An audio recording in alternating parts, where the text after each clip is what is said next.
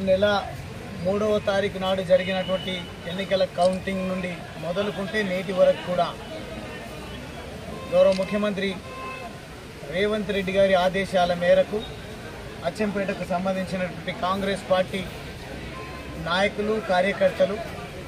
కావాలని దాడులు చేయాలని భౌతిక దాడులతో పాటు ఎన్నికల బహిరంగ సభకు ముఖ్య అతిథిగా విచ్చేసినప్పుడు రేవంత్ రెడ్డి గారు బొందబెట్టాలి చంపాలి అని వారు ఇచ్చినటువంటి పిలుపును ఈరోజు కాంగ్రెస్ పార్టీ శ్రేణులందరూ కూడా కావాలని మాకు ముఖ్యమంత్రి గారు ఉన్నారనే ఒక అహంకారంతోన ప్రజాస్వామ్యాన్ని కూనీ చేసే పద్ధతిలో నేను నా సతీమణి ఒక దైవ కార్యక్రమానికి లింగాల మండలం అంబటిపల్లిలో గుడి ప్రారంభోత్సవ కార్యక్రమానికి విగ్రహ ప్రతిష్టాప కార్యక్రమానికి వెళ్తున్నటువంటి సందర్భంలో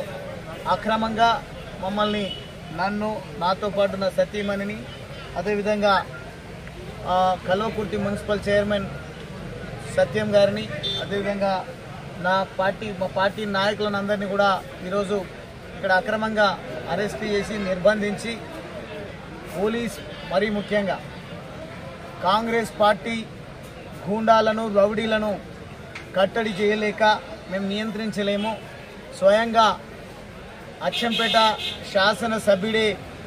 నా నాయకులు నా కార్యకర్తలు కంట్రోల్లో లేరు అని తానే రెచ్చగొట్టి ఎన్నికల సందర్భంగా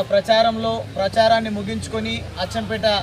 నియోజకవర్గ కేంద్రానికి నేను వెళ్తున్నటువంటి సందర్భంలో డైరెక్ట్గా ప్రస్తుత శాసనసభ్యుడు నా పైన రాళ్లతో దాడి చేసి తన గూండాలను రౌడీలను వెంట తెచ్చుకొని రాత్రి 10:30 గంటలకు నా పైన దాడి చేయడం జరిగింది. అంటే ఒక పక్క కాంగ్రెస్ పార్టీ అధినేత ప్రస్తుత ముఖ్యమంత్రి రేవంత్ రెడ్డి గారేమో ఎన్నికల బహిరంగ సభకు వచ్చి బొందబెట్టండి అని పిలుపునియడం, అదేవిధంగా కాంగ్రెస్ పార్టీ శాసనసభ్యుడు తానే స్వయంగా అభ్యర్థిగా ఉన్నప్పుడు దాడికి పూనుకోవడం, నేను హాస్పిటల్లో అడ్మిట్ అయి ఉన్నప్పుడు ఓ డ్రామాగా చిత్రీకరించేటువంటి ప్రయత్నం చేయడం, ఇవన్నీ కూడా ప్రజలు చూస్తున్నా కానీ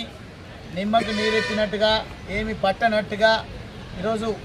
మేము ఆడిందే ఆట పాడిందే పాటగా ఉంటుందని బీఆర్ఎస్ పార్టీ జిల్లా అధ్యక్షుడిని నేను, నా నియోజకవర్గము నా జిల్లా మొత్తం కూడా మా శ్రేణులకు ధైర్యాన్ని ఇవ్వాల్సిన నన్నే దాడి చేసి కుంగదీసినట్టయితే ఇక్కడ బీఆర్ఎస్ పార్టీని భూస్థాపితం చేయొచ్చు అనే ఒక కుట్ర పన్నుతున్నట్టుగా చాలా స్పష్టంగా అర్థమవుతూ ఉంది. కానీ మేమంతా కూడా ఉద్యమాల నుంచి వచ్చినాం. గౌరవ ముఖ్యమంత్రి మాజీ ముఖ్యమంత్రి కేసీఆర్ గారు మాకు ఎన్నో ఉద్యమ పాఠాలు నేర్పి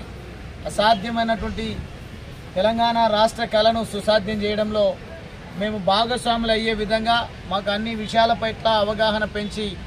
పోరాటాల ద్వారానే ప్రజాస్వామ్య పద్ధతిలోనే తెలంగాణ రాష్ట్రాన్ని సాధించవచ్చు, తెలంగాణను పచ్చబడగొట్టవచ్చు అని మాకెన్నో ఉద్యమ పాఠాలు నేర్పినటువంటి వారి నాయకత్వంలో ఎదిగొచ్చిన మేము ఈరోజు సీనియర్ రాజకీయ నాయకుడిగా ఉన్న నన్నే ఈరోజు అంతమొందించాలి, భయభ్రాంతులకు గురి చేసి ప్రజల్లో తిరగనివ్వకుండా చూడాలి, తద్వారా రాబోయేటువంటి స్థానిక సంస్థల ఎన్నికల్లో అదే మాదిరిగా ఎంపీ ఎన్నికల్లో మేమే గెలుపొందొచ్చు అని కేవలం ఎన్నికల యావతో మాత్రమే ఈ ప్రభుత్వం పనిచేస్తూ ఉంది తప్ప మొన్న జరిగినటువంటి అసెంబ్లీ సమావేశాల్లో మా నాయకులు మన ఎంపీలు ఎమ్మెల్యేలు ముఖ్యంగా హరీష్ రావు గారు కేటీఆర్ గారు సంధించినటువంటి ప్రశ్నలకు సమాధానం చెప్పలేక తోక ముడిచి 3 రోజుల పాటు అసెంబ్లీని వాయిదా వేసుకొని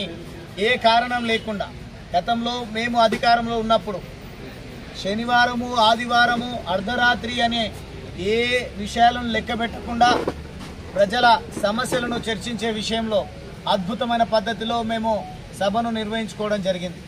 సమాధానాన్ని ఇవ్వలేక దాటవేసే పద్ధతిలో రెచ్చగొట్టే పద్ధతిలో మాట్లాడే ప్రయత్నాలు గౌరవ ముఖ్యమంత్రి గారు చేసినప్పటికీ మాకు సంబంధించినటువంటి నాయకులు మా కార్యనిర్వాహక అధ్యక్షుడు కేటీఆర్ గారు అదేవిధంగా హరీష్ రావు గారు సంధించిన ప్రశ్నలకు సమాధానం చెప్పలేక చితికిలబడ్డటువంటి ముఖ్యమంత్రి ఈరోజు ఎక్కడికక్కడ కట్టడి చేయాలంటే దాడులే ఏకైక మార్గంగా ఎంచుకున్నట్టుగా కనిపిస్తూ ఉంది. ముఖ్యమంత్రి గారి సొంత నియోజకవర్గం అచ్చంపేట. వారు ప్రాతినిధ్యం వహిస్తున్నది కోడంగల్ అయినప్పటికీ తాను పుట్టింది పెరిగింది తన స్వగ్రామము అచ్చంపేట నియోజకవర్గంలోనే ఉంటుంది. ఈ నియోజకవర్గము ఈ జిల్లాలోనే లా అండ్ ఆర్డర్ను కంట్రోల్లో పెట్టలేకపోతే రాష్ట్రాన్ని ఎట్లా పాలిస్తాడు ఈ ముఖ్యమంత్రి అని నేను ఈ సందర్భంగా అడుగుతా ఉన్నా. అదే మాదిరిగా